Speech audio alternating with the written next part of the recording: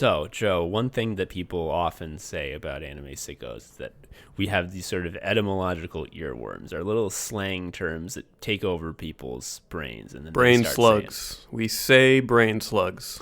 So I'm just going to come clean. I think this whole thing is a little bit overblown. I like that it's praise, obviously, but like we're not coming up with anything that's that groundbreaking, really. I mean, like we sort of have our funny slang, but it's not like we're just like breaking huge ground that no one's done before. Right. I mean, I'm a person. Please stop saying snuck dick to me. I think honestly, like what it really is, and what people are mistaking as our like slang brain slug genius is just like they like us and they say the things we say. I mean, that's how humans are. That's how all slang is. If there's someone you like and they say something, then you say it. It's not like we're, unique talents in that way. That's what I thought. Right. But then, Joe, the other day, I was just chatting with you, and I'm like, hey, here's the thing I just thought up, and it's nothing. Like, it's not funny.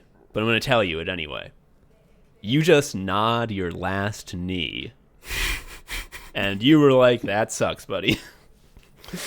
Yeah, so you were thinking in the context of like a villain is about to die and they're like, Nani? And you said to yourself like a moron, you just nod your last knee, buddy. Yeah, you say it when you're watching anime. I would say it to myself when I was like finished cooking and was about to eat to my food. And I told my wife, and she had the same reaction as you, which is like, that's a dud. You fucked up. Throw that one away. And I was like, got it. Makes sense. But then, what happened? Well, the problem is I hear the word Nani a lot, so I have to think about your stupid shit all the time. Yeah, I thought it was like, that's kind of dumb.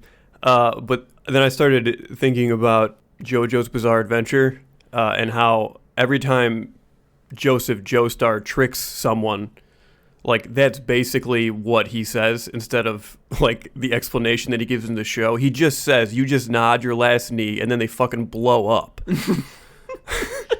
Like the part where he uses shoelaces to trap the Pillar Man, and like the Pillar Man doesn't realize that he's standing in like a noose of sunlight energy and he's dead already. That explanation could have been replaced with him just saying, you nod your last knee, and he just fucking blows up. Yup. And, a couple days later after you told me that shit, my wife comes out to me and she's like, you know what I've been saying to myself a lot? And I'm like, what? You just nod your last knee. No, I think that we're actually the greatest geniuses who've ever lived.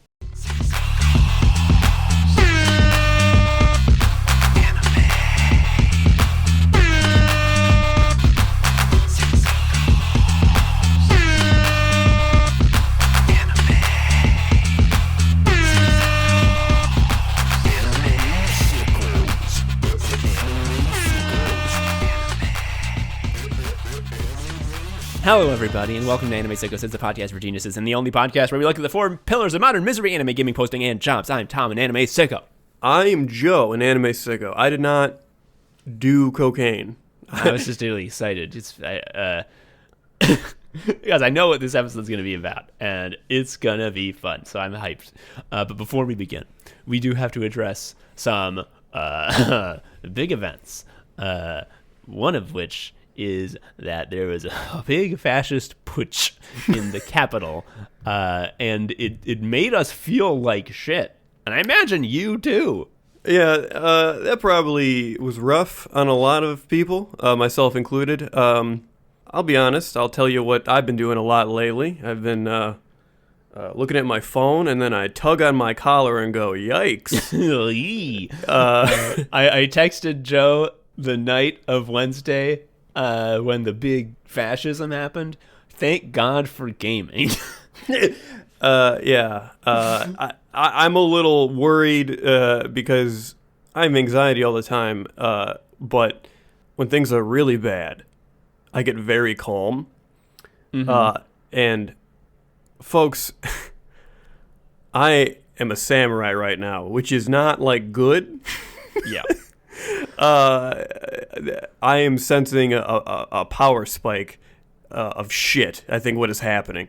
Yeah. And here's the thing: is that we all knew this was gonna happen. Like it's so fucking obvious. Like it's not surprising at all. Like we were right. We knew this was gonna happen. We were right. And here's the thing about us being right all the time, which is fucking we hate dumb. Like we're clowns. We're clowns. I spend like so little time thinking before I come to my conclusions with regard to politics. Like I've never read theory. I just won't do it. I won't read the bread book. I don't give a shit. It just won't happen. And yet I look at situations. I'm like, probably gonna be a fucking big lot of violence, probably. And then I'm right, and it's like, well, okay, fuck. Yeah, and history has shown that like unsuccessful coups end there. Everyone gives up, and it's chill. So maybe that's why I'm calm. Yeah, I mean, and in addition to us being right, and it's sucking, we knew instantly. Like, well, one thing that's for sure is that this is not even going to get treated like it was mean. Like, this is just going to be treated like it was totally normal, and everyone was right to do it. And the lack of urgency following this event is honestly jokerifying me more than the actual event. I would describe like the Dem response right now as like getting to the bottom of this coup stuff is going to really stretch us thin, and we're not at capacity.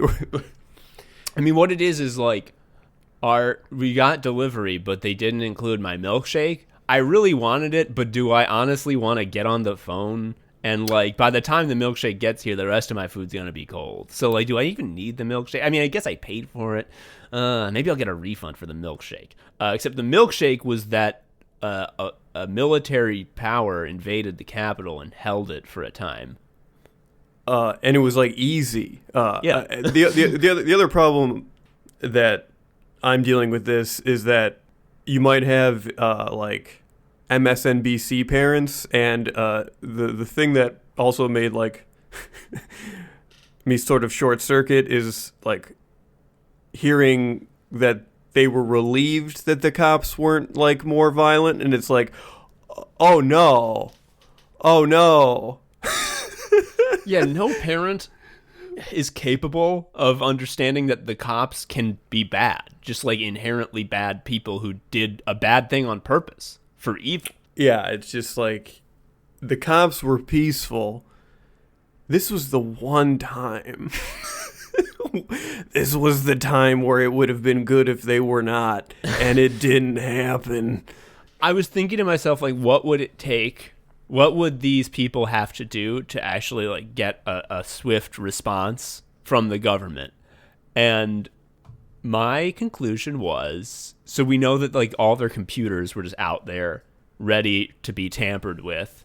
You know, they all fucking went into everyone's office, and like all their computers were on, logged in. Like emails were half written. Yeah. So what would happen is, if they were to install Bonsai Buddy onto all of their computers, you know for sure that the next morning there would be a bipartisan bill that's like, we need to do more for purple people in this country. Purple people are the soul of this country, and people are talking about them more and more, and we're just not doing enough for purple apes. Americans are asking themselves, why do I see so much purple guy? And we're going to get to the bottom of it. Fuck. It's really bad, but that's why our brains are fucked this week. I mean, they're always fucked, but we just needed to address that briefly. We're not going to do a whole episode about it, because what the fuck would we say other than just weeping into the microphone? Also, the sort of perilous reality of like doing an episode about that is it's rendered pointless by the next bad thing that'll happen as a result of this thing. So like, why bother? It's like making an episode about how like The burner on my stove on my gasoline-soaked home is sparking a little bit. That's odd. I hate that. I need to get that fixed. And it's like, oh, that's not what the problem's gonna be, buddy. Anyway, we before we move on, we do have a new Patreon backers that we need to thank. People give us money, Joe. It fucking rules. It's so good. It's so good. I wish this was my job. I mean, getting money instead of working would be so much better. Just for real. And so our new patrons, we gotta thank Matthew Freshour or Freshore, FRESHOUR, Fresh Hour. It's Matthew from the Fresh Hour. Thank you, Matthew, for your generous donation. Next up is the Orpheus Protocol, which is an actual play horror and espionage RPG podcast by Lord of the Stiff. You can fucking find it on any goddamn place that you find podcasts, and also orpheusprotocol.com. I don't listen to it because I don't listen to podcasts because my brain fucking explodes because I'm too miserable. But I'm looking right now. They have 188 episodes. So if you... I'm wrong. 189. So if you want to listen to a fucking podcast, I can recommend this one because they give us money, so they must have good taste. Further thank you to Liam Ginty. Liam, thank you very much for your generous donation. And then our final new patron is Nick Duff. Thank you so much, Nick. Fucking getting money whips ass. I love to see the numbies go up. This was good because this was the first time we did the patron roundup, and me or someone I live with wasn't on there. Yeah, it's all real. No one was gaming the system. It was legit all the way. Anyway, enough of that bullshit. Now it's time to talk about what we're fucking talking about for the actual episode, and it's JoJo's. We're talking about JoJo's Bizarre Adventure, folks. It's finally happening. The JoJo's episode. His adventure. It's not normal.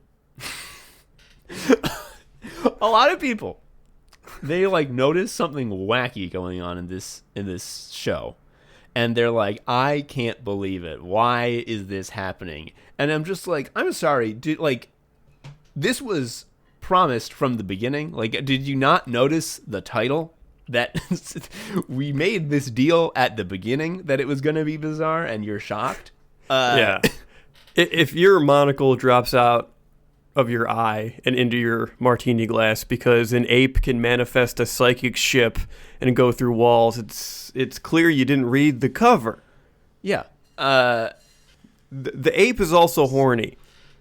So if you don't know, JoJo's Bizarre Adventure is a manga written by Hirohiko Araki, the man with the perfect brain. It's so good. It sparkles. If you try to look at an MRI of his brain, it would just show up as perfect light. I mean, yeah, for fucking real. It's also an anime. 5 parts of the 7 and change parts that have been written as manga have been animated in pretty successful anime adaptations. And yeah, JoJo's Bizarre Adventure, I'm just giving you the fucking quick version. There's a guy named Jojo. It's different guys all the time. Have bizarre adventures and weird shit happens and guys have powers and they fight. And that's pretty much everything. After a while, Araki is just like, oh God, I'm like, this story is too complicated and I don't want to resolve any of these plot threads. So he just ends it completely and moves the plot forward in the timeline a bunch of years and has a new JoJo, different guy, different name, but they just call him JoJo anyway. And then that guy does a different thing, and it's kind of related to what happened before, but not really. It's just like, I want to do another manga about fighting, but I don't want to change the title because then my IP is less valuable. And so he did that a bunch of times, and that's it. It's a really good move because, as we'll point out, sort of the charm of this series for me is you start it and he just starts introducing weird stuff. So it feels like, okay, here are some plates that start spinning. And then as it goes on, there's just a lot of fucking spinning plates. And eventually there's just too much to keep track of. And he just says, fuck it, lets all the plates fall. And then he's like, it's Italy now. It's Italy. Shut up about the other stuff.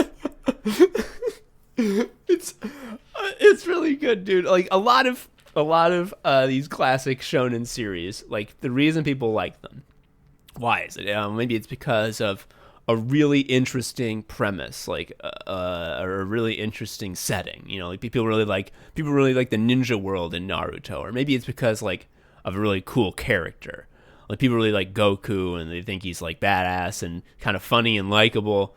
And they want to follow him particularly. Sometimes it's because of like a really interesting, well constructed story. Like like One Piece, like you want to find out about the world and everything going on in it, and it's so rich and deep, and you want to find out what happens to Luffy. JoJo doesn't have any of that shit, and that sounds like we're insulting it, but it's actually so fucking good. It lets you focus on the guys. Fundamentally, this is one of the best types of guy manga that you can get your hands on. Yeah, or anime for that matter. Like the whole meme of like found a new type of guy, haha. Like this is just literally every chapter is just hello, Araki here, found a new type of guy in my brain, and I drew him for you. Mm-hmm. And you're like, oh wow, interesting. Is this going to be like, how is this going to affect the story? How is this going to, become a thematic through point going forward? And it's like, I'm sorry, you were under the mistaken impression that I was telling you a story. I am just putting shit that I think is interesting on the page in a random order. Like the ancient concept of the muse speaks through him, like it moves through Arakai's body, and that's just what comes out on the page. Mm-hmm. There's cool guys, and like, oh, there's some plot holes here. It's like, oh, I'm sorry, like divine inspiration was a little rough around the edges. Yeah, like I need to make it clear. It's so hard to make this obvious to you without actually looking at the source material. But Araki is fundamentally not a storyteller, and he is not trying to tell a story. What he is doing is, as Joe says, he has a divine wind blow through him once a day, and it just puts a new thought in his head that no one has ever had before, and he just puts it down on the page because, like, well, that's, what else am I going to do? And if you're like, but that doesn't have anything to do with what came before, and wouldn't it be more effective to follow up on this plot thread from a couple of chapters ago? And he's like, I don't understand what you mean by effective. I thought about a bug today. There are so many facts in this fucking series. Araki is the absolute king of like, how I thought of this bad guy? I read a Snapple fact. Yes. Yeah, and he always gets them wrong. Or like 80% right, like the way like a kid tells you something they learned really quickly. Like, just like, yeah, kinda.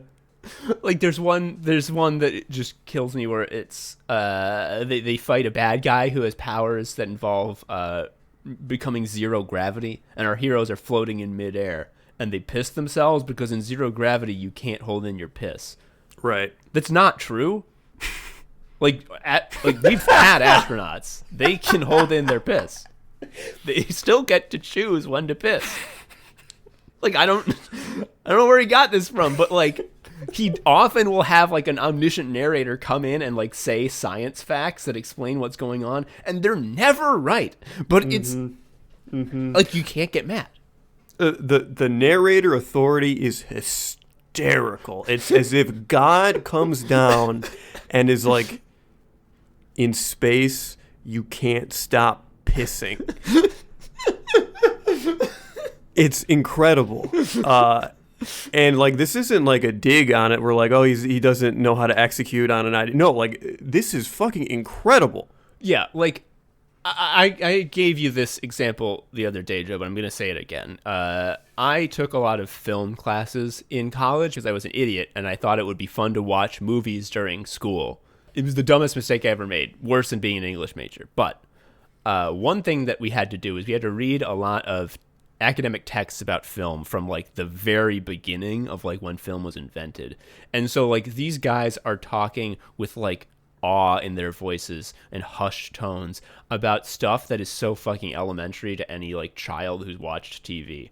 Like I remember they were saying like cinema is opening up a new type of artistic expression that was never possible before, and the opportunities and possibilities are literally infinite. And we're talking, of course, about montage, because cinema allows you to show one thing and then decide to show a different thing right next to it. And the juxtaposition of the two creates meaning beyond simply the two images themselves. And it's like, yeah, idiot, like that's what like, scenes are. It sucks because, like, at the time of writing, obviously that was insightful and, like, world-changing, but, like, there's no way to access that excitement and novelty now, because now it's just, like, it's pictures, dude. Yeah. And, like, I had to write essays about, like, the power of montage, and it was ridiculous, because I'm just like, this is, like, it's not powerful anymore, it's just, like, air. It's like if someone invented air in 1920, like, yeah, fuck yeah, you'd be hyped about it then, but like now, what's there to say? Reading JoJo's, I was like, I fucking get it now. Because JoJo's is less a manga and more like a science fair board that Araki has like pinned the shiniest Dorito bags he found on the ground this week. Oh, he's a magpie human. He ate the shiny fruit. Yes. He's a magpie human, yes. And it kicks ass. He has like this very awesome sort of like childlike wonderment approach to presenting and like explaining things that I think allows his brain to be perfectly smooth, so like it can't suffer damage. Like all attacks bounce off of it. It's incredible. Like it sounds like we're knocking him, but like really it's what he creates is a manga that is unlike anything else and is so fucking good. And the reason is because he's just the best at being a magpie. Like, the shit he finds is so dope. Like, there is no one who thinks up powers better than Araki. Like, just the superpowers that he invents for his heroes and villains are the most interesting and the most wild. And they don't really ever become, like, part of the story. It's just like, hey, what if a guy with this power was here? That's wild, right? And the answer is like, yes, it is wild. I love it. But he just like he finds the craziest thoughts that no one has ever had before, and he puts them in there. And if he sees anything he likes, he puts it in there. Like, for example, everyone knows about like JoJo poses. All the guys in JoJo's are constantly pulling the most ridiculous poses that look like they're straight out of a fashion magazine. The reason being they are because Araki doesn't give a shit about stories. He gives a shit about reading fashion magazines, and he gets like really inspired, and he's just like, I'm gonna do that. I'm gonna put that in. I found a shiny thing. I'm gonna put it on my corkboard, and it fucking works. With the added benefit that like no human actually has to perform those poses. Yes, it's incredible. Like there are so many panels where like if you actually like look at it from like an anatomical standpoint, from like art students, like, well, how does the anatomy hold up? It fucking like does not even a little. Like that guy's dead. But he flexed so hard at the pelvis area that he's dead. But like, you gotta love it because it's just like, damn, I never thought I would see that. That's bizarre. That is bizarre. And to think that this is happening while he is fighting a guy made of feet named Highway Star. And that's another thing. Everything's named after fucking bands, and it's not explained why. I mean, the reason why is because fucking Araki's like, I like bands. Bands are cool. This is like Ultra Instinct 8th grader. I can't like get past the bravery it is to just like name shit after things you like in a major work like that. Like even if I was like a professional writer, I would never have like the balls to like do something like that. One, for the legal nightmare that he's ultimately in with all this shit, but also I would feel like it'd be childish or juvenile, but like it's not, because it's done with like this is happening. Yes. This man is named Cars. Yeah. This man is named AC/DC. He's Cars' friend. Yeah. Sarah McHenry was all, sort of opened my mind on this front, where she was like, I respect bold choices in movies, even if I don't like the choices. And this is just like bold choice. Like, oops, all bold. Yeah, fucking. Yes. And it's nothing but that. And they just the hits keep fucking coming. Like, that's the key to the JoJo's Bizarre Adventure experience. It's like, how is it possible that people are so into this manga that has almost no characterization. So many plot threads are left as unresolved. So many times stuff comes up that directly contradicts stuff that was said before. There are so many interesting parts that just don't get fleshed out. How is it that it's so beloved and long running? Because it has fucking spectacle in it that is so fucking dope, and no one else is providing it. Like, it doesn't matter that, like, well, technically this is not as good writing as other manga. Yeah, like, a lion jumping through a hoop over a big fire isn't good writing, but I still want to see it. Yeah, it kicks ass. It's the coolest thing a lion can do. The other thing that's worth mentioning here, and this is for the manga, there's a lot of action. Like, there's just fights all the time between cool guys. It's real hard sometimes to tell what the fuck is going on. Like, because like the way some of the action is drawn is frankly crazy and cool, but you also have this added problem that like no one's anatomy is like correct, so because they're already like posing all the time, so perspective gets a little wonky. Who's winning was unclear sometimes. That happens a lot for me. Also, we should talk about the power system, which this is kind of wild. The power system starts off as there's this stuff called Hamon, which... It's kung fu sunlight breathing. Yeah, and it can just do whatever you want. And then after part 2, Araki is like, this plate that is spinning, the Hamon plate, is too wobbly, and I hate fucking hitting it with my hand to make it spin faster, so I'm going to push it over. Now there's a new power system completely, and Hamon sucks shit.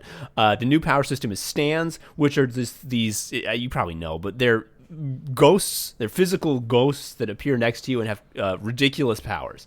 And so a lot of the time in a fight, the guy is fighting and has anatomy that doesn't work, and also his stand is fighting, and the stand is only like half manifested, and it's doing like a punch rush where like it's punching so many times that it looks like it has like 100 arms. So there's like, in a given panel, there's like 30 arms at once, and you're supposed to parse that, and you can't. And again, this sounds like a criticism. It's not. It owns.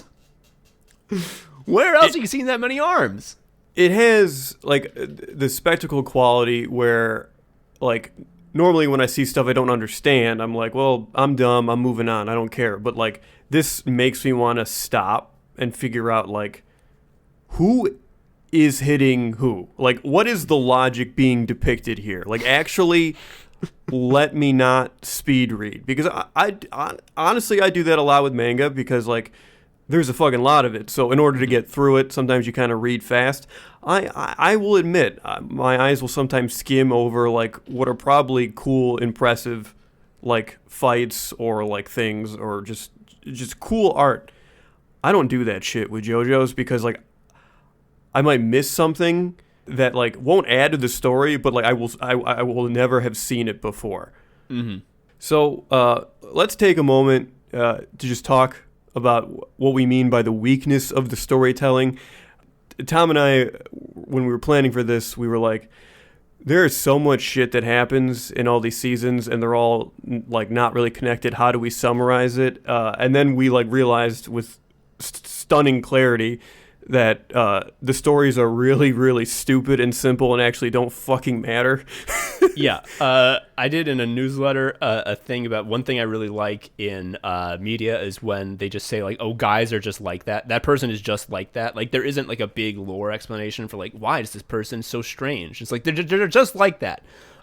And because the reason that's so good is because it means that the author of the work is recognizing what is important to the story and focusing specifically on that, and, like, any other shit that's not necessary, it's just like, don't fucking worry about it. Like, the guy is just like that because that's cool. And now let's focus on the thing that's important. JoJo's is sort of the inversion of that, where every guy is explained in excruciating detail, but the story is like, oh yeah, the story, yeah, it's just like that. Shit is just happening. Whatever, who cares? Let's get to the next guy. Yeah. Yes. When stands are introduced in the third volume, the plot is literally like, there are a bunch of guys named after tarot cards all standing in a line politely, and the boys are just going to roll up on them one by one as they get to a big bad. And then they're going to find out there's a new group of cards, and then they're going to fight those. And then they're going to get to the big bad, fight him, and win. That is the plot of part 3. It is the most popular part, and I tell you, it is kind of amazing to watch. Like, it's really good. It's definitely too long. They could have cut some of the guys, but like, it's fucking incredible. And it has nothing to do with the story. The characters, you might be wondering, like, wow, when is there an opportunity for characterization in that? Pretty much nowhere. Like, maybe 1 or 2 characters get an opportunity to sort of be unique. No one has an arc. Everyone is exactly the same as the end, as they were at the beginning, which was, I am ready to kick bad guy butt. And then they do that the whole time. And this wouldn't be as amazing if there weren't so many opportunities for incredible storytelling baked into the premise. Like, the fact that all the Jojos are like part of a family, and there's like just the fact that the story is like constantly ending and restarting with a new generation. There's so much opportunity for it to like really dig into the themes of like legacy and destiny and fate, that kind of thing. And it never fucking does, dude. Like, one of the most amazing things. So the big bad in part 3, who is at the end of the line of bad guys standing in single file waiting for the good guys to beat them all up in a row, is Dio, who is a big vampire who was the original Jojo's brother, but he was like, I love being evil and will be a vampire now. And so he was defeated in part 1, but he didn't really die. And he came back in part 3 and fought his enemy's grandson. And it's like, wow, fate. Legacies, generations. No, it doesn't come up. And then in part 5, it's revealed that actually Dio, the vampire, had an illegitimate son. And at that time, long story, he was using the original Jojo's body as like his body from the neck down. So like the cum was technically like Jojo cum. And so this boy is both Jojo and Dio, the evil vampire. So he's both good and evil. And it's like, wow, that is going to be a really exciting twist on the formula. No, it won't be. It's going to get mentioned once at the beginning, and then it never comes up again. He's half vampire, and we are introduced to Gio. Yeah, Giorno Giovanna, or Giorgio, if you want. What is he doing? He's a full-time scam taxi. He waits by airports as a vampire with his other taxi friends, and he just fucks over tourists. Yeah. So what happened was, and this is, part of Araki's storytelling process, is just like a thought will be in his head, and he'll be like, and this is what I'm drawing. What happened was he went to Italy because he thought Italy was cool and was going to put it in his comic, because anything he thinks is cool, he puts in his comic. So he goes to Italy, and what definitely happened is he, looking like a dumbass Japanese tourist, had someone scam him with a fake cab, and he's like, damn, that happens all the time. That's just that's what people do in Italy. So I'm gonna have my protagonist Giorno be doing that as his full-time job. And also he does a thing where like Giorno gets hassled by like the security guards being like, you can't be doing that cab shit, Giorno. And he's like, check this out. And he stuffs his ear into his ear hole, and everyone's like, I can't believe you can do that. And he's like, it's weird, right? That never comes up again. He just can do that. It also like placated the security people. Like that was like, oh yeah, the ear. I mean, they all have a Rocky brain, which is like, if I see a shiny thing, then my day is delightful. Like, I'm fine now, because that is worth a taxi cab scam to me, that ear shit you did. Another fucking thing in that same part. So the plot of this part is basically identical to the plot of part 3, with very, very small changes. So Giorno wants to be a mafia guy, but he wants it to be the moral mafia that doesn't do any crimes. He basically just wants... what he wants is like, I want the mafia, but no drugs. Yeah. Everything else is cool. Like the murder, the protection rackets, that's fine. That'll all just fund what I want the mafia to also do, which is help little old ladies. What Araki sees about the mafia is like, well, sometimes in movies, an old lady will come up to the Don and be like, "Oh, Don, my son, he beat his girlfriend," and the Don's just like, "I'll take care of it." And Iraqi's like, "Oh, that should be the only thing the mafia does." Like, first of all, I agree. The mafia should be like a guy you come to with problems, and he takes care of them, and you don't owe him anything. I mean, honestly, okay, here's what this is the real facts. Giorno basically wants the mafia to be like an independent state. He wants it to be the government. Like, the protection racket is just taxes, and he makes society good for the citizens. That's what he wants to be. The point being, though, the actual story is he wants to be a mafia guy. So he meets his homies, who are all mafia guys, and they're like, "We welcome to the mafia." And then like 20 bad guys are standing in a straight line, and they walk into all of them and beat them all, and then the big bad's at the end, and then they beat him, and then that's the story. You'll notice it's the same as part 3. If again I could echo a sentiment we said before, where it's just like sometimes there's too many plates spinning, and one of them's got to go. There is, in that same arc, a character with a stand whose stand is Purple Haze. And the thing with Purple Haze, it's like a manifestation of this guy's like insane rage.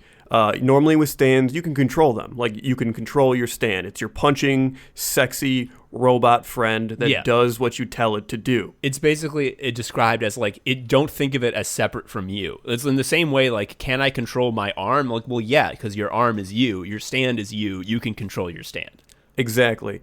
The thing about Purple Haze is it's a stand that is not controlled, so he can only like summon it, and then this insane rage-filled poison monster that just spews a horrible virus that kills anything on contact is just hanging out now, and you can't do anything with it. Now, immediately I'm like, holy fuck, this is really interesting. What a wild card situation, because you have like a very cool power that comes with like great difficulty, and also you have a character aspect where it's like maybe this rage will get resolved. Like, this is a chance to sort of like, I don't know, play with some of the pieces you've laid out. Yeah, because like stands have always been like described as like it's the manifestation of your psyche, and this is the first time that the stand has been a manifestation of a part of a person's psyche that they don't like, that they aren't proud of. Because this character Fugo, like, he wants to be like an intellectual, put together guy. He does not want to have his rage problem, but it keeps cropping up. It caused him great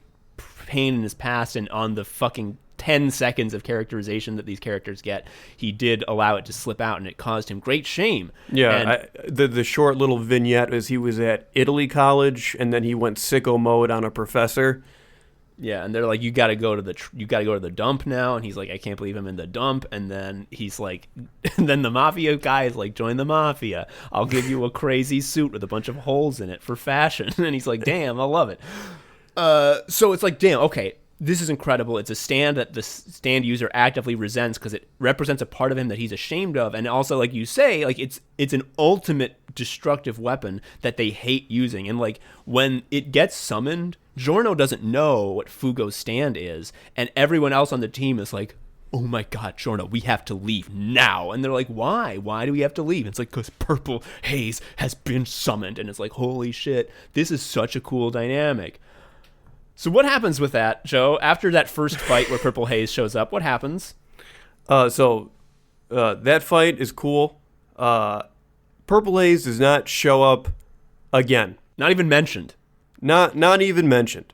Later, there's a point where shit goes down, and Gio is on a boat, like a little speedboat, and he's like, Mafia friends, shit's about to pop off. And I fully understand if you want to stay put and not follow me, because things are going to be dangerous. Yeah, it's the point of no return. And if you want to stay put, you don't have to get on this boat with me. At which point, Purple Haze guy is like, I'm good, I'll stay here, see ya. And never shows up again. He's fucking gone. He's like, he gets like a job, I guess. I don't know. It's so fucking good. It's so fucking good. And like, I want to talk about some of the powers now, because like we talked about, like, oh, he's the best at coming up with powers, with coming up with abilities. I'm going to give some concrete examples, because some of this shit is so fucking wild, and I absolutely love it. So Giorno's stand, the main character of part 5, it's called the Gold Experience, after the Prince album. That's all about how much Prince likes to get his dick sucked. He can change anything into a living creature and then also change it back. So it's constantly, there's shit like someone got shot with a bullet, but it was not lethal. But then like 10 chapters later, a beetle crawls out of their head because Giorno changed the bullet to a beetle, and it's been eating the guy's brain from the inside out this whole time. Yeah, he turns his teeth into a jellyfish so he can drink piss. Yeah. They're like, we dare you to drink this piss. He's like, I actually love drinking piss. And he drinks it, and they're like, he probably just has it in his mouth. He didn't swallow. And he opens his mouth, and there's no piss. And like, goddamn, this time I ever drank piss. But in fact, what he did was he turned his teeth into jellyfish, which, as you know, it's a proven scientific fact that jellyfish absorb all piss. Yeah, like the fact is, if you have this is the fun Ripley's Believe It or Not fact that Iraqi read, which was like, there are some jellyfish stings that urinating on them will relieve the burning. That's not true. That's a myth. But then he conflates that to mean jellyfish absorb piss. No, it's not even absorb piss. It's jellyfish beats piss. It's like it is it's a Pokemon type weakness chart now, and he firmly believes that. Another amazing stand, and this is something that fucking Araki is like one of the only people who does this, is that like a lot of the stands are just like big powerhouses that have a special power. It's like Superman but with a power, you know? But a lot of them are just like wacky and like conceptual, and often aren't even helpful. It'd be wrong to call it a power. It's just like a thing that happens. There's one guy whose stand is called Superfly, which is just a big power antenna out in the country, and his power is that the antenna cannot be damaged by any means. If you try to hurt it, it will just like shoot a bolt at you and hurt you. And also, if you're standing underneath the tower and you try to leave, you die.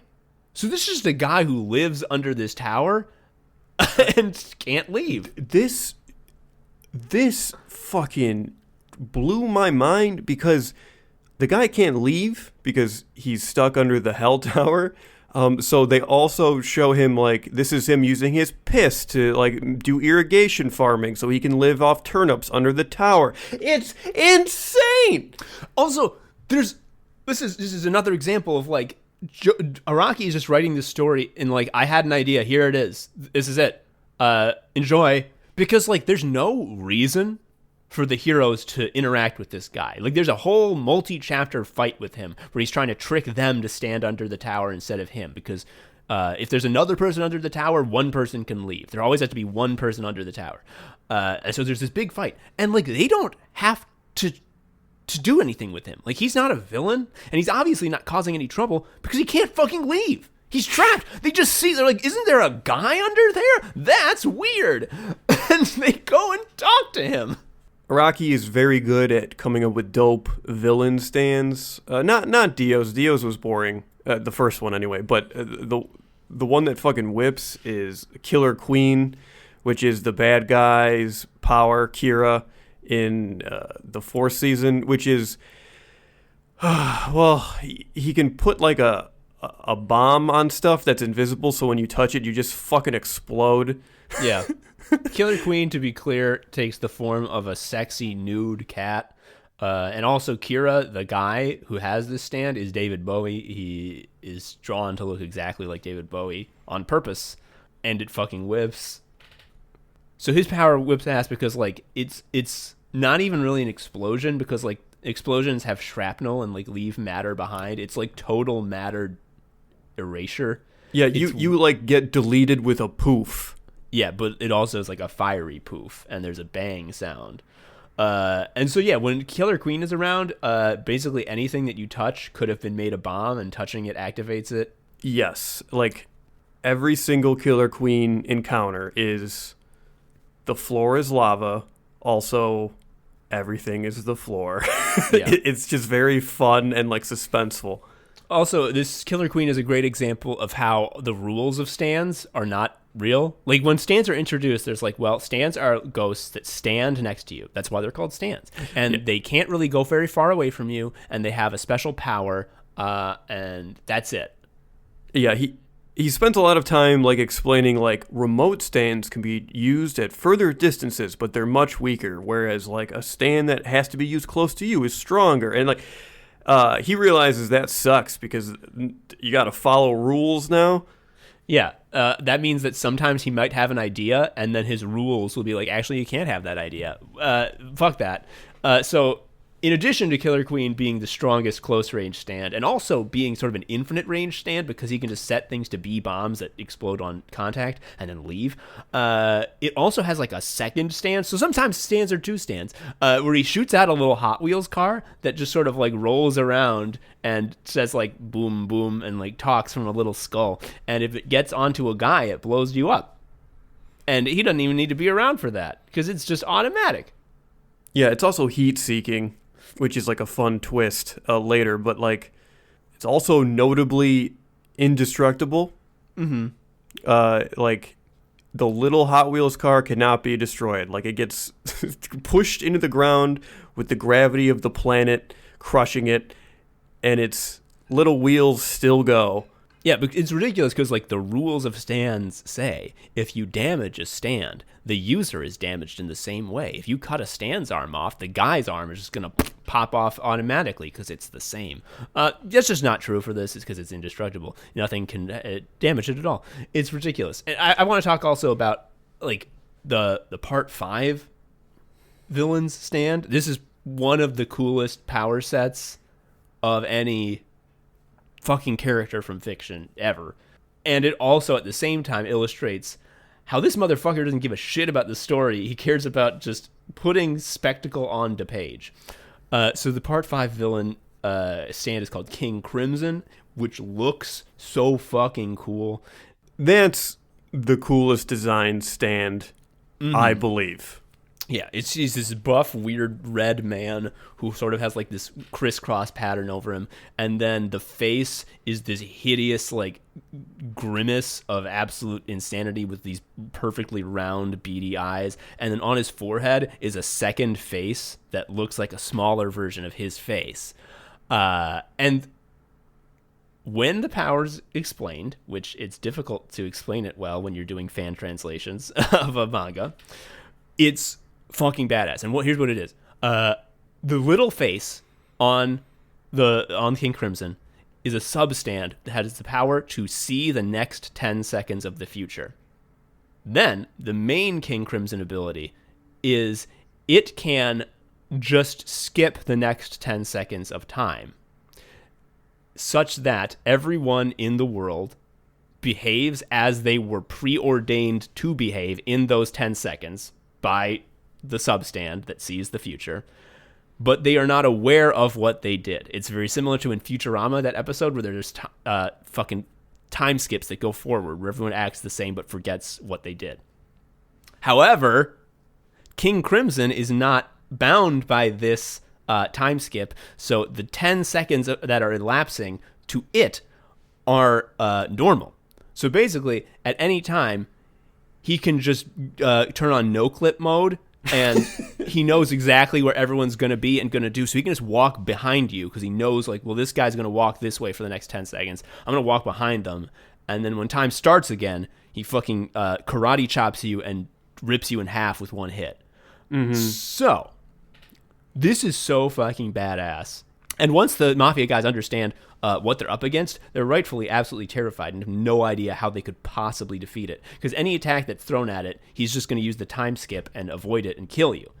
And you don't even know when the power occurs. And once they start noticing that the time skips are happening, like there's such a profound change in tone, and it feels so goddamn cool because they're just like, wait, like I'm out of the boat now. Like I was just on the boat, like, but now I'm on the pier. Like, what happened? And what they do is they make little cuts in their thumbs, and they look at the drops of blood, and every once in a while, it'll just go from, like, 1 drop, 2 drop, 8 drops, and they'll be like, fuck, 8 drops, oh no, what's different? And then they'll look around and something horrible happened, and you're like, this is the coolest thing ever. This is such a badass power. I can't believe a genius brain thought of this. I wonder how it's all gonna get resolved. And the way, spoilers, I guess, but what I'm about to say won't ruin anything because it's a sort of experience to be believed deal.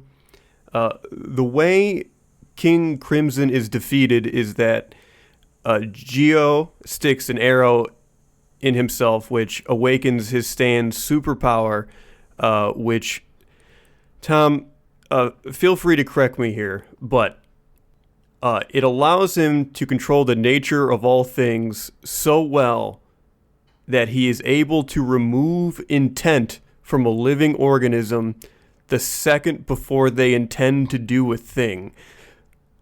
Yep. So that's depression. Like, fuck you. They beat King Crimson because he thinks I'm going to win, and then the depression stand says, you don't think that, and then he loses. It's, to be clear, they have been going after this arrow for like a long time. Like, the fight is basically on hold. Like, King Crimson's not trying to kill them anymore. He's trying to grab the arrow, and King Crimson like tricks them and is about to grab it because he knows that if he fucking hits himself with the arrow, his super stand will awaken and he'll kick all their asses. And so King Crimson goes to grab the arrow in his hand, and the arrow just sort of passes through like it's a ghost hand. It's never explained why this occurs. Anyway, the arrow bounces towards Giorno, and he picks it up, and then he wins. Yeah, because he's the chosen one. Also, half vampire. Yeah, this is the only time the fact that he is Dio's son comes up, because when he unleashes his mega stand, he does an extremely badass pose that Dio famously did in part 3. And that's it. Yeah, they're related because they pose the same. Do you see? Just see the levels he works on. There's a part in part 6 where there are 3 children of Dio who are converging on the main character because the main character has something that is related to Dio that they are drawn to, and they want to kill her. And you're like, oh my god, children of Dio converging on this character. Why, that means that Giorno must be coming from Italy, and maybe Giorno and Jolene will have to fight. Oh no. No, he doesn't. He doesn't get mentioned again. Why would he? Because he achieves his dream of making the nice mafia, I guess, at the end. So, like, yeah. Why would he care about the vampire shit?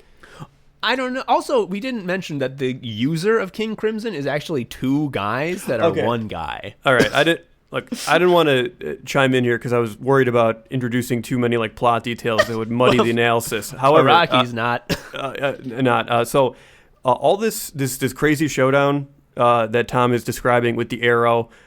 There's a guy from a previous arc who shows up, and then he gets hit with the arrow, and then like his stand becomes like the vibe gets different, and it goes on like Roomba mode where it just like wanders aimlessly and you can't hurt it. This is what I'm talking about when I mean there's too many spinning plates. Everything in the fucking Coliseum, it's Plate City, because it's also revealed that all that shit is happening, and there's a body swap that occurs. And the reason the body swap is especially confusing is that because King Crimson's guy is 2 guys because of his split personality, the body swap math gets a little weird, okay? Yeah, there's more personalities than bodies. Yes. Someone becomes a turtle. He's just talking, he's using his turtle mouth. The end of part 5 has the biggest, like, I can't land this plane feeling. And I actually love the charm of JoJo's because, like, he still had to make these weekly. So, look, planning, like, a narrative ahead of time is hard enough, but like this dude is making it up as he goes. And again, I want to be so fucking clear. This is the reason that JoJo's Bizarre Adventure is an incredible piece of art that nothing else scratches the same itch. It is just, like, it sounds like we're complaining because the ending doesn't make any fucking sense and it all just falls apart. But that's a price I am so willing to pay to get all that other shit, to get two guys who are draped over each other, who make one little stand attached to Naranzia's tongue, that move his tongue around, that make him say lies, and so that way they can distract everyone from looking at the other stand, which is a little metal shark that can teleport from wine glass to wine glass and bite you and pull you into the wine glass. Tom, I'm going to issue you a simple challenge. As succinctly as possible, can you explain to the class what Oingo Boingo does? Oh, the Oingo Boingo brothers are two different guys named Oingo and Boingo. They have two stands that are named after Egyptian gods. I believe one of them, I don't know which one, one of them just has a rubber face that he can like wiggle around and it looks like people and he can impersonate people. The other one has a fucking comic book that is magic, and he can read it and it shows what's going to happen in the next few minutes. And it's always right, but it's always like, oh, you didn't interpret it right. Wah, wah. So he always fucking fails. It's amazing. Also, we've talked a lot about these cool stand powers and how creative they are. The kid with the magic comic book that can see the future, he actually, after his brother gets his ass kicked, he joins up with another villain whose stand is a gun. So it's just a gun. There's no funny rules. It's actually pretty good. That's a no shit solution. You can't disarm him because if you knock his gun away, he'll just de-summon it and then resummon it again in his hand. Look, like when I got to that part, was I like a little bummed that maybe he wasn't feeling it that week and he could only come up with gun? Yeah. Like I wanted something a little cooler. I think one thing that really sums up Araki's philosophy is the fact that in Part 4, which, to be clear, the plot of Part 4 is a bunch of kids are hanging out in the suburb of Japan where I grew up, and they're just fucking around. Yes. The pacing, I'm going to be real with you, the pacing for Part 4 doesn't make a lot of sense. It's legitimately a slice of life where every week a guy with a superpower tries to murder you just as a matter of course. And it's not like a big thing. We have to take a moment and respect the big brain narrative move that Araki established in earlier chapters that to this day, I am in awe of this storytelling bravery. And the question you may be wondering, it's like, aren't stands rare? So like, why... Well, why are all these people with stands like always fucking running into each other? And Araki at one point was just like, people with stands, they're drawn to each other. Yeah, they just show up. It just happens. It's just fate. Yeah, it's some guys are like that. The story is just like that. Like, don't worry about the plot. Like, it's fucking whatever. Oh God. Yeah, and also like, you're an asshole if that is insufficient for you. But so as what I was leading up to was in Part 4, they meet as part of their slice of life. They meet a famous manga author who is really good, and everyone loves him, and everyone says his manga is so amazing, and he's so good at drawing, and he always gets his manuscripts done early, and also he's a fucking hot twink with a huge cock, and he's always wearing a beautiful fashion that exposes his midriff, and everyone respects him and thinks that he's so good. And when Araki wrote his memoirs, the cover image was an image of him and this guy hugging each other. So learning about Rohan, this manga author character, really, I think, illustrates Araki's worldview, which is Rohan is obsessed with learning the largest number of facts possible because he believes that is the key to making great manga, to the point where he finds a spider in his house and he's like, I never tasted a spider, and he starts licking it in front of everyone, and they're like, why are you doing that, man? He's like, I need to know what a spider tastes like from my manga. And you read that and you're like, my God, Araki licked spiders. He really did that, didn't he? Yeah, he thought yeah. I've seen a lot of like online discourse where people get pissed about the plot holes in JoJo's. I mean, people get pissed if you point them out. Like, there's like an industry of YouTube guys who are like, Araki didn't forget about this. If you actually look at this panel, this actually wraps up the plot thread. No, it doesn't. No, like, it's good because it has these weird gaps. Like, yes, it gives it this like kinetic sort of like frantic energy. And I'm going to be honest, like, if he actually wanted to tie up everything the way the Rocky is a perfect genius people think online, like, the show would suck. It would be no good. Yeah, I mean, like, the thing that makes you hoot in this show is when shit that doesn't make any fucking sense happens. Like when we're in part 6 and Jolene is in a woman's prison and she meets her cellmate who can make her small, but then she beats her up, and then she meets a friend who's made of plankton, and then they try to like meet a seagull named Savage Garden, but instead the prison chaplain hits them and makes CDs come out of their head. Like, yeah, that's what's good, not the fucking story. Yeah, it's like, this isn't like a story in like the sense we're used to. Think of this as like sort of like a weird epic poem that it wasn't translated that well. Yes, this is fucking Beowulf is what it is. Oh my God, yes, that's what it is. Yeah, it's like if Beowulf kicked ass and had bands in it.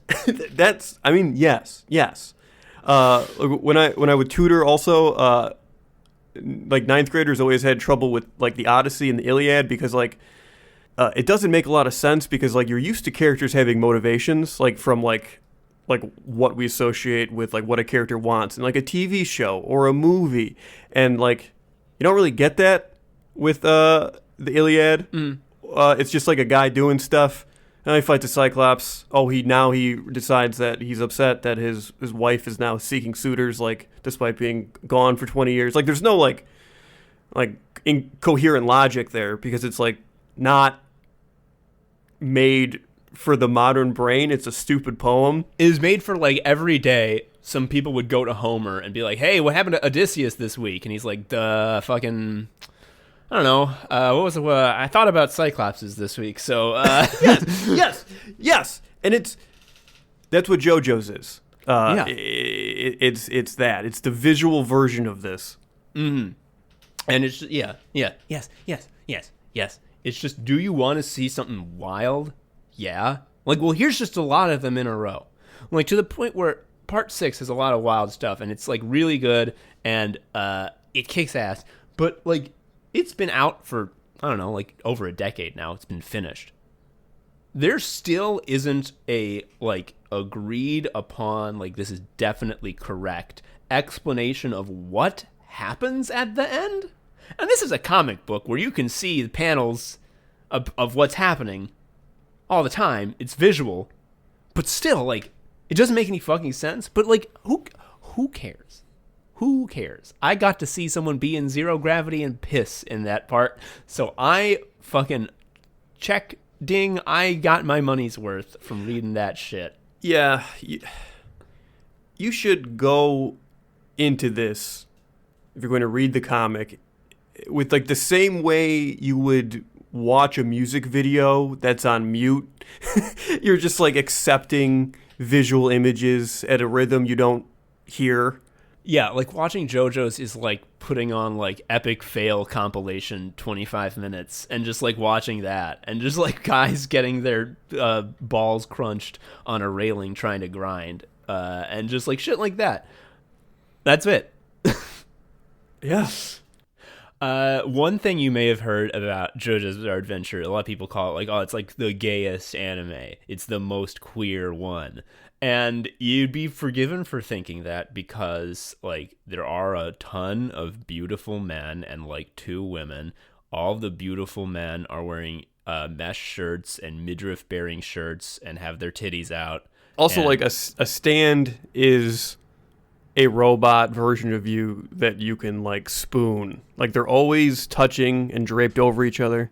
Yeah, there is a very famous chapter cover from part 5 where Gold Experience Jorno's stand looks like it wants to fucking like make out with him until he dies, and Jorno is just pushing his lips away like, not now, buddy, we have work to do. It's hilarious. And like there's tons of panels like that where there are characters, two beautiful men who are half nude, who are like draped over each other in a ridiculous pose, and you're like, are they like together? Is that like, am I supposed to take that they're like a couple? 'Cause, like there's one part in fucking part 5 where Jorno needs to help his buddy Guido Mista shoot a bullet really good, and so like he spoons him and puts his hand down his pants. Like, I'm not joking. Yeah. That's not. You subtext. have to brace the core. Like there will be recoil, Tom. And you're like, damn. Oh, that's an interesting theme that Araki put in his work. No, here's our theory. No, he just really likes it when he sees in a fashion magazine a cool pose, and he's like, "Good, oh, I'm gonna put that in mine." And it just so happened that there was a hand in the pants in that fashion magazine he saw. He's kind of, to me, in the doesn't know what horny is phase. Like he's just sort of like imagines this is like a sexless thing two dudes do. Like just. He thinks like babies come from when the man pees in the woman, and then that's it. Yeah, like, and he makes the Barbies kiss. Yeah, and like there are a few times when I guess by editorial demand he like adds in some like fan service and like he mentions lust or romance briefly, and like every time it really feels like he had to get the whole concept explained to him again. Like he's like, "Now I know you asked me to do this before in the previous part, but what are breasts?"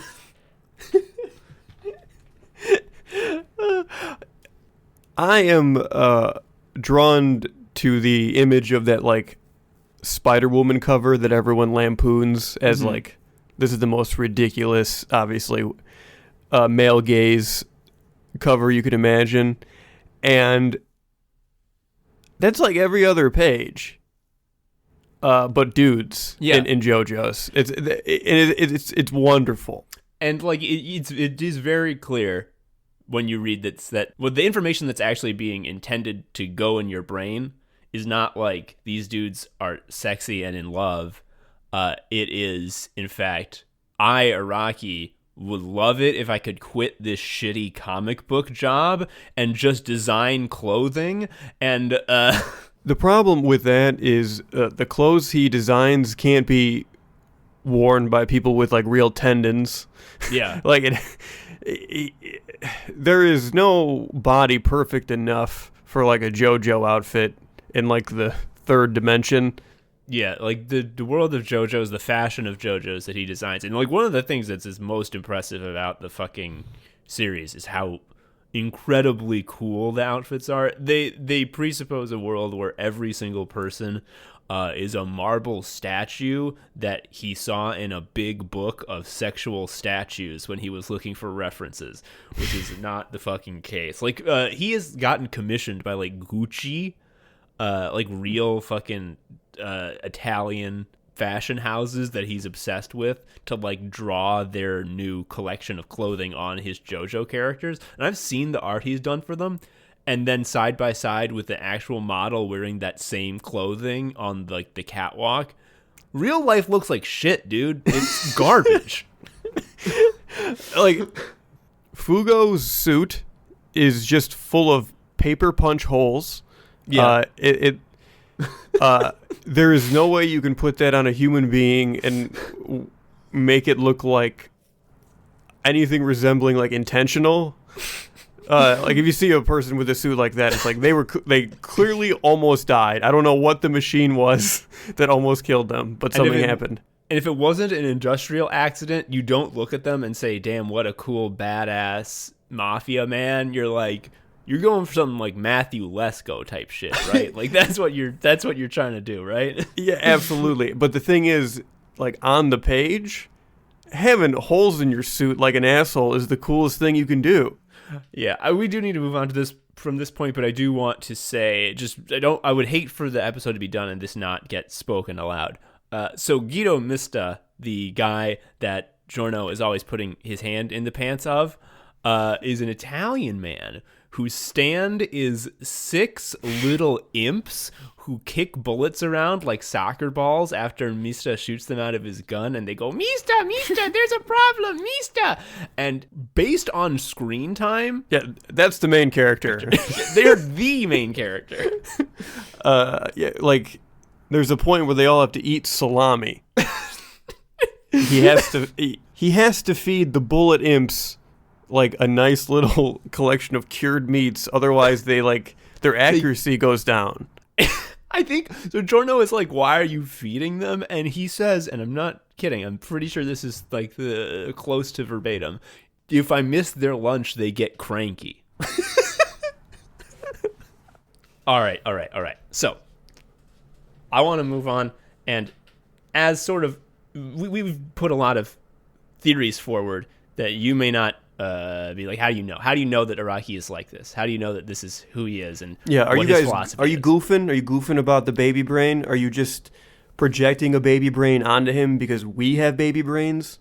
No, because on the Jojo wiki, someone has, like a hero, compiled all of the author's notes that Araki himself has written for all the Jojo volumes, and we're gonna read some to you.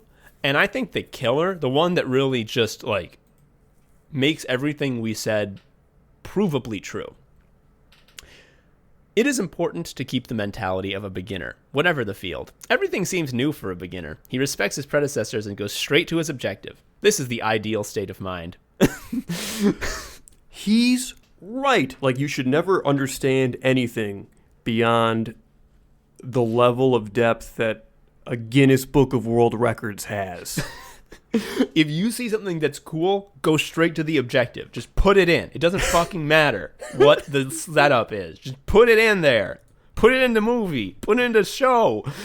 Here's another one. This is, I think, directly contradicts the people who get mad when they hear someone say, like, oh, Araki forgot about this plot thread. And they're like, no, he didn't. It's a perfect work of storytelling. This proves them fucking wrong. This is a direct quote from Araki from his author's notes.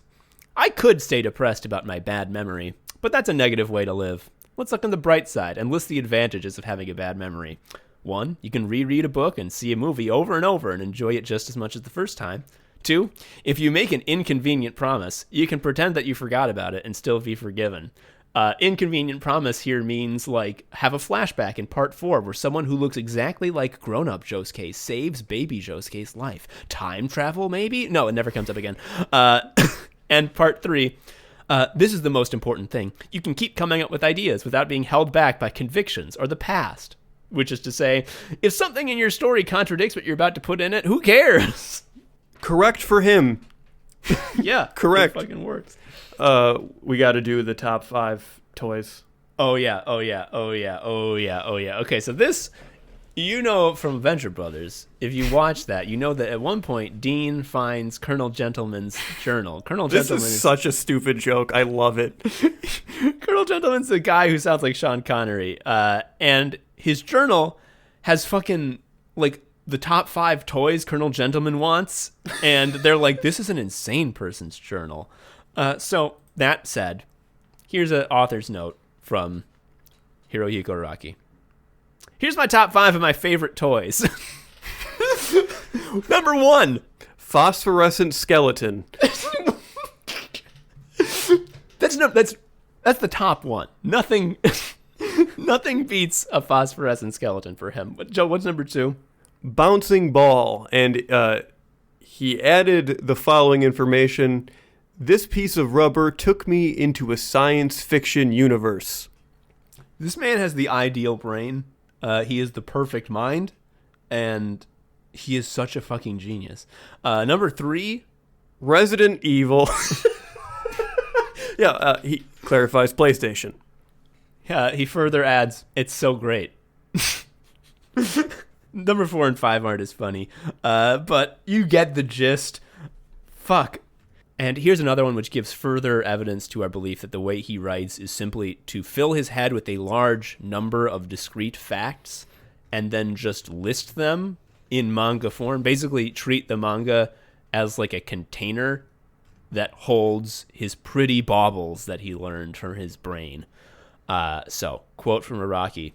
I'm really into complete illustrated guide to blank style books. So whenever they release one, whether it's a picture book of dinosaurs or a dictionary of movie stars, I buy it immediately. I just get so drawn into the little details, like hometowns, birthdays, favorite foods. I end up reading them over and over. Lately, the two I've been enjoying the most are the complete supermodel catalog and Cats of the World. They're both so graceful.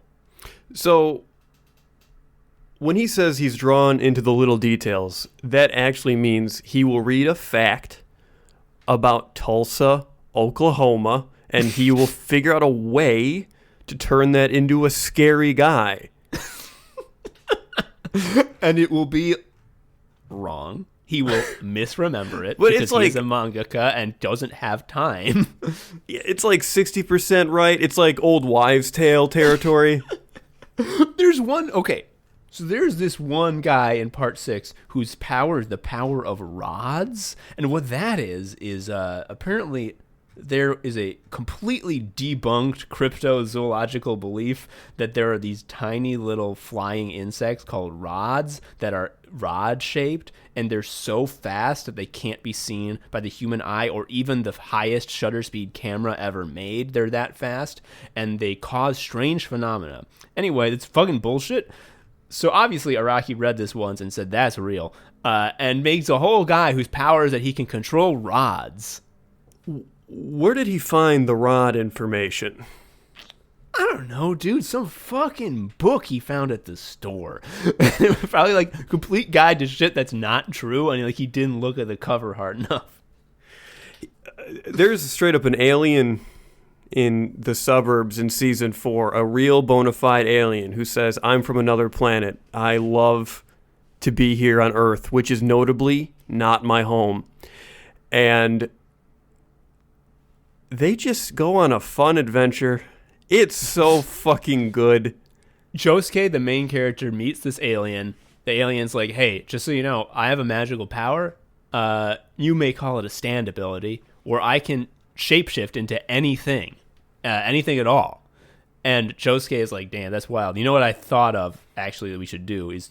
We're going to cheat at dice.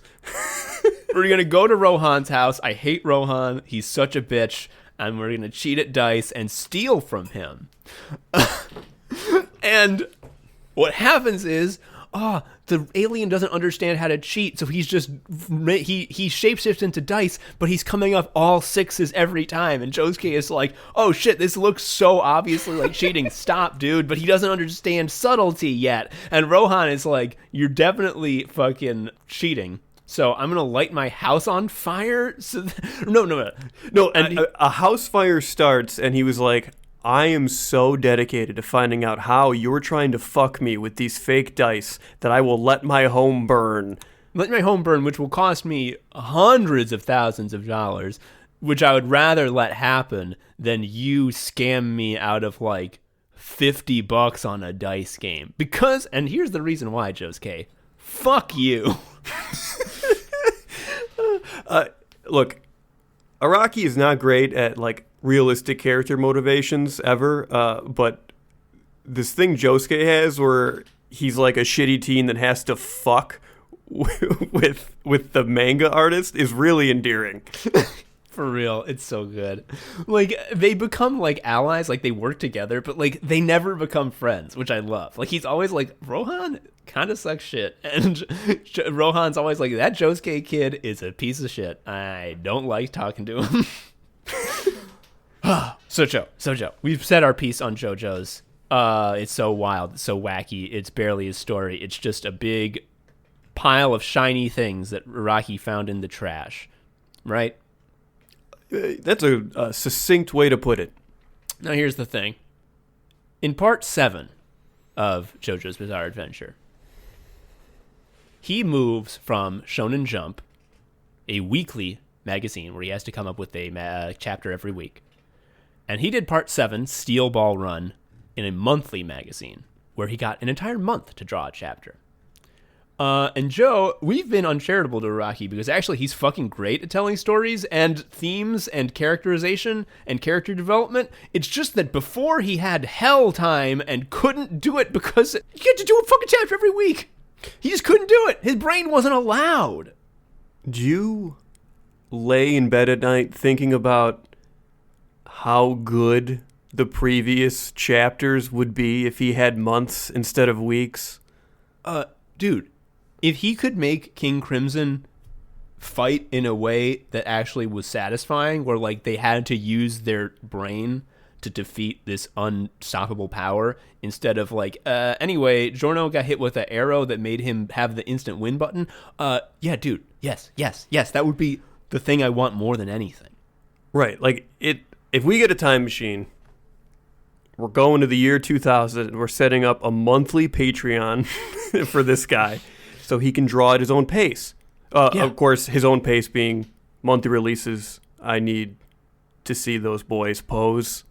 Yeah, oh my God. So also, speaking of posing, when he gets further on, so in the beginning, all of his guys were big, beefy tanks who were posing in the most sexual ways. And as he continues, they all become elfin twinks who pose in the most sexual ways. And in part 7, Steel Ball Run, our main guy, Johnny Joestar, is a bratty bottom, and he's always hanging around with his boyfriend, Gyro Zeppeli, and they're so fucking charming. And Gyro Zeppeli has a grill on his teeth, so his teeth are gold, and they have engraved in the teeth, Go Zeppeli. And it's so fucking good. It's an actual story. There's an actual pace that makes sense because there is a pace and because he doesn't need to worry about exposition because you've already read 6 parts of Jojo and you know what stands are. He can just drop in the stands like at a slow drip that increases and increases. The shit gets real and he doesn't need to stop and have someone explain stands to you. Like Johnny Joestar, the fucking protagonist, he doesn't get his stand until like volume 5. And even then it's like the baby version. He's like, I'm going to need to grow and learn and become a stronger person in order for my stand to become stronger. Because right now I'm sort of a desperate, broken person and I don't know what I want for my life. And I need to learn how to become who I want to be, and as I do that, my stand will grow stronger. That never fucking happened before. That's just a theme that did not come up. Your stand just was what it was. Koichi had a 3-stage stand that got more powerful, but it mostly just sort of powered up when it was Nito. Yeah, and like the sort of personal development that it accompanied was like he just like got more big dick confidence. Because, like, well, I need to right now. Yeah. And I have not read part 7, but it sounds like we're dealing with a similarly interesting, powerful stand power that has terrifying implications that would also be hard to write. But based on what you've told me so far, because he has more time, it's not a goof 'em up. It's like very interesting. So the bad guy, he's the president. Yeah, he's the president. I would argue the limits of the power are like King Crimson territory. And my understanding is that whenever he wants, he can use his stand to pull himself into an alternate universe, as well as whenever he wants, he can tag himself out from one of his alternate universe selves. Yeah, and he can just come back. And it's like, fuck, I got my arm cut off. I gotta tag out, hey, Universe X, you're gonna get promoted to Universe Prime now. You're me now. And he's like, oh, hell yeah. It's wild, dude. And, oh, God. And it also brings back Hamon in a way. Remember how we talked about how there's Sunlight Kung Fu that was stupid and that he discarded in favor of stands? So Gyro Zeppeli, Johnny's friend, who he hangs out with constantly, he has a special power that's not a stand. It's called the Spin, which is basically like Hamon in that it is goofy fake magic that can do whatever it needs to at the time, except it's just cooler because it involves him like applying spin to steel balls in a special way, and it's related to Johnny's stand because Johnny's stand also involves spin, and like the spin is just a special technique that uses the golden ratio to unlock like the fabric of the universe if you spin things right, and the better you golden get at ratio fact. Yeah, dude, that's a picture book fact. Yeah, I want to just read to you right now a quote from the Steel Ball Run wiki. Here it is. The concept of having the United States president fighting the main characters came from when Iraqi saw the film Independence Day and liked the idea of a president who fights. Hell yeah. This is the perfect brain. So like, he can still do this shit and also tell a story just as long as the labor practices are a little bit nice. Fucking Steel Ball Run was 90 chapters, and it took him 7 years to complete. If you're writing on the Shonen Jump weekly schedule, 90 chapters isn't even 2 years of work. No one could fucking write that. No. 2 years of work and also like 4 years off of your lifespan. Oh, for sure. For sure. I want to finish this up with a final author's note. I'm always ready for one of those, Joe. Read it out. Give it to me. This one's a little long, but the journey, IMO, is worth it. What is the second highest mountain of Japan? Nobody can answer this question. Not even with an aw shoot, it's at the tip of my tongue. Nothing at all. Poor mountain. The answer was Mount Kita, which is 3,193 meters high. It stands at the second position in all of Japan, but it received nobody's attention. But what can you do? Mount Fuji is so high, and everybody loves it. Look at Mount Kita's name. It looks like it's been chosen at random. Mount Kita means northern peak, so it must be north of something. In short, we've seen better in the prestige department. This motherfucker is negging the hell out of this poor mountain. Notice that Mount Fuji also has the perfect look for a mountain. So if Mount Kita had been the highest peak in Japan, people would perhaps not even acknowledge it. Fuck that mountain. For the record, I agree with what he's about to say here.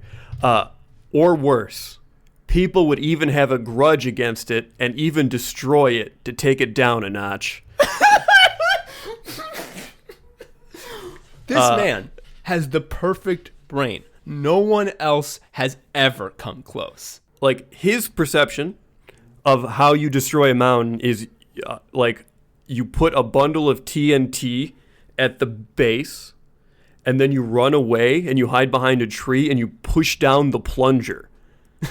Dude, the visual I came to was everyone so pissed at this mountain that like they go to it and just like start kicking it and it falls over. Like, erosion happens very quickly at the bottom because of the kicks. Anyway, it ends with him reassuring Mount Kita, you can count yourself lucky to be in second place. Yeah, because otherwise people would have a grudge against... Like, what a thought. What a thought to have. If I had that thought, I'd think it and be like, whoa, fuck. I need to go to sleep. I sure wouldn't be like, you know what I need to do with this thought is print it as the only commentary I include with a full volume of my manga, my life's work. When I visited Seattle like a year and a half ago, I was sort of amazed by the Cascade Mountains. What if instead, when I saw that, I was like, Mount Fuji is bigger? Fuck you. Thanks for listening to Anime Sickos, everybody. I've been Tom, an Anime Sicko. I am Joe, an Anime Sicko. We'll see you next time. Bye-bye. Bye. Thank you for listening to Anime Sickos. I've been Tom, a sicko. You can follow me on Twitter at TomHarrison19. Joe is also a sicko. You can follow him on Twitter at ShariaUncle. You can follow Anime Sickos on Twitter at Anime Sickos or email us at animesickos@gmail.com. Please leave us a review or something. I don't know. Tell a friend. Anyway, until next time, bye.